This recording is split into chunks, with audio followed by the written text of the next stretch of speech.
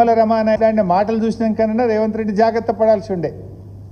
కానీ నిమ్మల రమానాయుడు గారు మీటింగ్ అయిపోగానే బయటకు వచ్చి ఆయన గారు ఏం మాట్లాడారు, రేవంత్ రెడ్డి గారు ఏం మాట్లాడారో ఒకసారి చూద్దాం.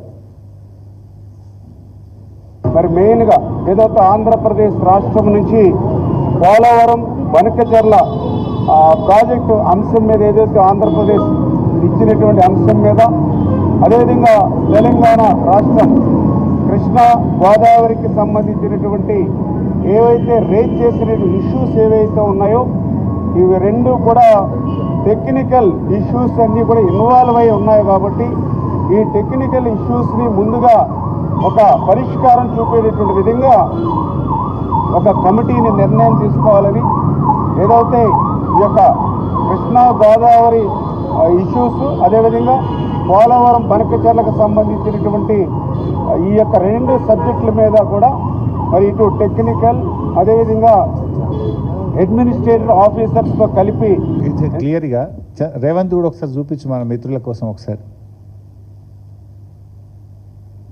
వాళ్ళు బనకచెర్ల గోదావరి బనకచెర్ల వాళ్ళు కడతామని అడుగుతాయి కదా, మేము ఆపమని చెప్పడానికి. ఎజెండాలో వాళ్ళు కడతామన్న ప్రతిపాదననే చర్చకు రానప్పుడు ఆపమనే చర్చనే రాదు. సో ఎంత అంటే నిస్సిగ్గుగా, ఎంత చిచోర్ అంటే ఒక సీఎం ఇట్లా మాట్లాడొచ్చా? ఎజెండాలో చూస్తే ఫస్ట్ పాయింటే గోదావరి బనకచెర్ల. ఆంధ్రప్రదేశ్ మంత్రి రమానాయుడు గారు బయటకు వచ్చి గోదావరి బనకచెర్ల మీద కమిటీ వేశారు, సోమవారం కల్లా కమిటీ ఏర్పడుతుంది, నెల రోజుల్లోగా కమిటీ రిపోర్ట్ ఇస్తుంది అని ఆంధ్రప్రదేశ్ మంత్రి కుండబద్దలు కొట్టినట్టు ఉన్నట్టు చెప్పే. రేవంత్ రెడ్డి దాని చర్చే జరగలేదు, చర్చ జరిగితే కదా మేము ఆపమనేది అంటాడు. ఎవరిని మోసం చేస్తున్నావు రేవంత్ రెడ్డి? నిన్ను ఈ రాష్ట్ర ప్రయోజనాలు కాపాడడానికి ప్రజల్ని నెన్నుకున్నారు. ఆంధ్రాకో చంద్రబాబు నాయుడుకు అప్పజెప్పడానికో కట్టజెప్పడానికో నీ గురుదక్షిణ చెల్లించుకోవడానికో ప్రజలు నీకు అధికారం కట్టబట్టలేదు. నీకు ఇప్పుడు లోపల జరిగింది ఉన్నట్టు రామానాయుడు గారు చెప్పారు.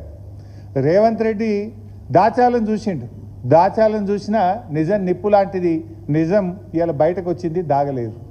ఇప్పటికైనా బేషరతుగా క్షమాపణలు చెప్పు రేవంత్ రెడ్డి గారు.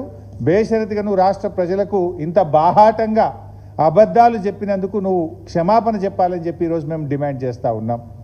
ఎందుకంటే ఆంధ్రప్రదేశ్ మంత్రి గారు బనకచెర్ల మీదనే ప్రధాన ఎజెండాగా చర్చ జరిగింది, దాని మీదనే కమిటీ వేయడం జరిగింది అని అంత స్పష్టంగా చెప్తే రేవంత్ రెడ్డి గారు బుకాయించడం అంటే ఇది తెలంగాణ రాష్ట్ర ప్రజలను వంచడమే, ఈ రాష్ట్ర ప్రజల్ని మోసం చేయడమే. ఇంత దుర్మార్గంగా మాట్లాడతావా నువ్వు?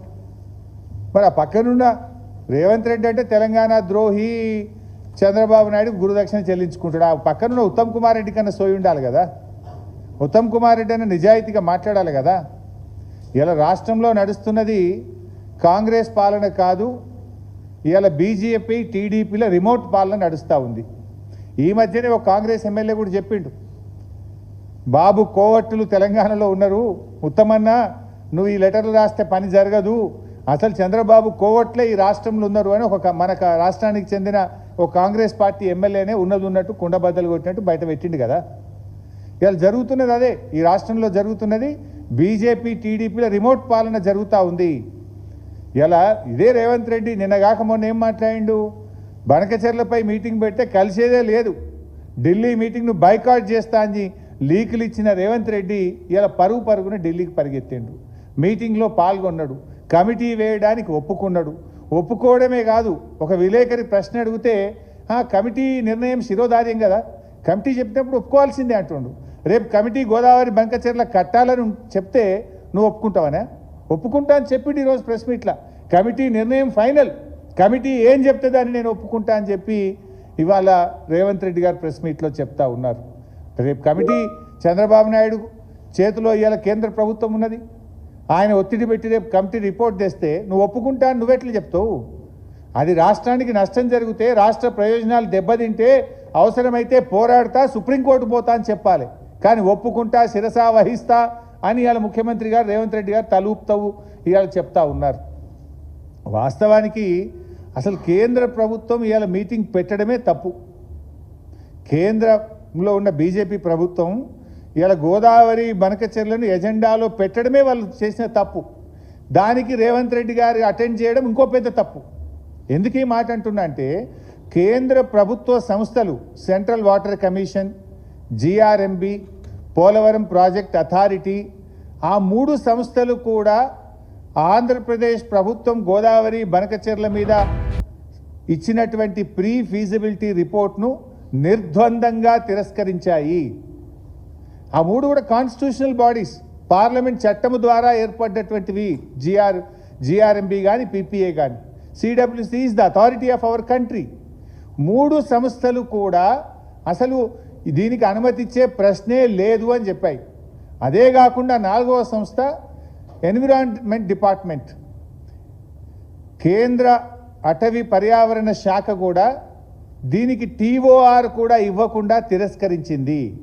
సో 4 కేంద్ర ప్రభుత్వ సంస్థలు తిరస్కరించిన తర్వాత ముందు అసలు వాటిని చూసుకోవాలి కేంద్ర ప్రభుత్వం. దాని మీద మీటింగ్ ఎట్లా పెట్టారు ఎజెండాల? Your own CWC, your own GRMB, your own forest department, your own Polavaram project authority, ఈ 4 కూడా కేంద్ర ప్రభుత్వ ఆధీనంలో నడిచేవే. ఈ 4 సంస్థలు ఆంధ్రప్రదేశ్ ఇచ్చిన డిపిఆర్ను తిరస్కరించినాక మళ్ళీ దాని మీద చర్చ ఎక్కడిది, మీటింగ్ ఎక్కడిది? అసలు మీటింగ్ పెట్టడమే పెద్ద తప్పు. ఇవాళ రేవంత్ రెడ్డి పోయి ఆ మీటింగ్లో కమిటీ అయ్యింది, కమిటీ ఎట్లా చెప్తా గట్ల చెప్తా అని వింటా అని తలుపు రచ్చుడేంది? అసలు నాకు అర్థం కాదు. కమిటీ వేసే ప్రశ్న ఎక్కడిది? అసలు కాన్స్టిట్యూషనల్ బాడీసే ఈ ప్రాజెక్టు కట్టడానికి వీల్లేదు, 7 రాష్ట్రాలతో మాట్లాడవలసి ఉంటుంది, పోలవరం ప్రాజెక్టు అనుమతులన్నీ తిరిగి తీసుకోవాల్సిన ఏర్పాటు ఉంటుంది, దీంట్లో తెలంగాణ రాష్ట్ర ప్రభుత్వం యొక్క కాన్సెంట్ కావాలి, రాష్ట్ర విభజన చట్టం ప్రకారంగా జిఆర్ఎంబి అపెక్స్ కౌన్సిల్ అనుమతి కావాలి, ఇవన్నీ లేకుండా అసలు ఇది జరిగే ప్రశ్నే లేదని విసిరి కొట్టారు, రిటర్న్ కొట్టిండ్రు వాళ్ళు. దాని మీద మళ్ళీ మీటింగ్ ఏంది? ఆ మీటింగ్ రేవంత్ రెడ్డి బొవుడేంది? కమిటీ వేసుడేంది? కమిటీ చెప్పినట్టు వింటా అని నా తల ఊపి సంతకం పెట్టొచ్చుడు ఏంది రేవంత్ రెడ్డి?